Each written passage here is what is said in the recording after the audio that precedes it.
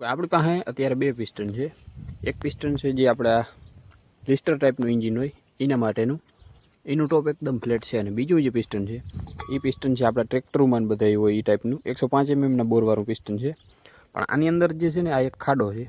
આ ખાડાને પિસ્ટનનું negative dome કહેવાય.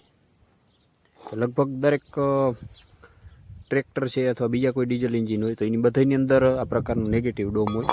હવે આ નેગેટિવ ડોમ હોય ને એ પિસ્ટન કંપનીવાળાઓને બનાવવું એ હોય મુશ્કેલ બનાવવું અને એક્સપેન્સિવ થઈ જાય, આનો ખર્ચ પણ વધી જાય. છતાંય કંપનીવાળાઓને આ પ્રકારનું નેગેટિવ ડોમવાળું જ પિસ્ટન આપવા પડે.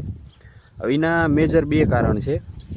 એક કે આની ઉપર નોઝલ ડીઝલનો સ્પ્રે કરે ને તો આની ઉપર હવા છે ને આમ આપણે ટૂંકમાં જેમ વિતોરીઓ ઘૂમરા ફરતો હોય ને એ રીતના આની અંદર હવા ઘૂમરા ફરતી હોય.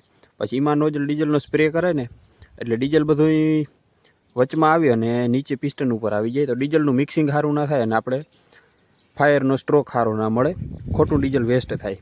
એના માટે આ ગ્રુવ બનાવવામાં આવે કે આ ટીપની ઉપર ડીઝલનો સ્પ્રે થાય ને એટલે ડીઝલ સ્લાઇડ થાય અને આ ગ્રુવની અંદરથી આવી રીતના ઉપરથી નીચે એ રીતના હવામાં મિક્સ થાય.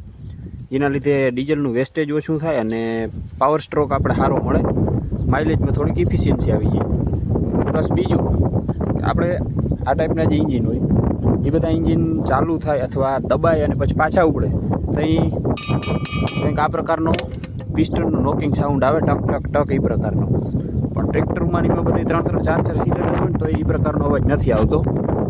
તો એની પાછળનું મેઇન કારણ છે આ નેગેટિવ ડોમ, કે હવા અને ડીઝલનું જે પ્રેશર થાય, મિક્સરનું જે પ્રેશર થાય એ પ્રેશર એન્જિન આપણું દબાય ને પછી ગવર્નર રહીને ઓટોમેટિકલી ડીઝલ વધારે માત્રામાં આપે એટલે પ્રેશર વધારે થાય અને સ્ટ્રોક આપણે કમ્બસ્ચનનો જે પાવર સ્ટ્રોક મળે એ બહુ વધારે પાવરવાળો મળે.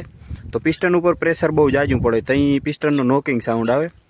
આની અંદર પિસ્ટન ઉપર પ્રેશર બહુ જાજું પડે ને તો એ આ નેગેટિવ ડોમ હોય ને એના લીધે પિસ્ટનના પ્રેશરને સહન કરવા માટેનો એરિયા વધારે મળી જાય, જેના લીધે આમાં એ અવાજ નથી આવતો.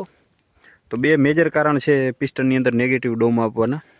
સિવાય આ નેગેટિવ ડોમના અમુક ફાયદા અને નુકસાન કમેન્ટ બોક્સમાં પહેલી જ કમેન્ટમાં પિન કરેલ છે, તો ત્યાંથી જઈને જોઈ શકો.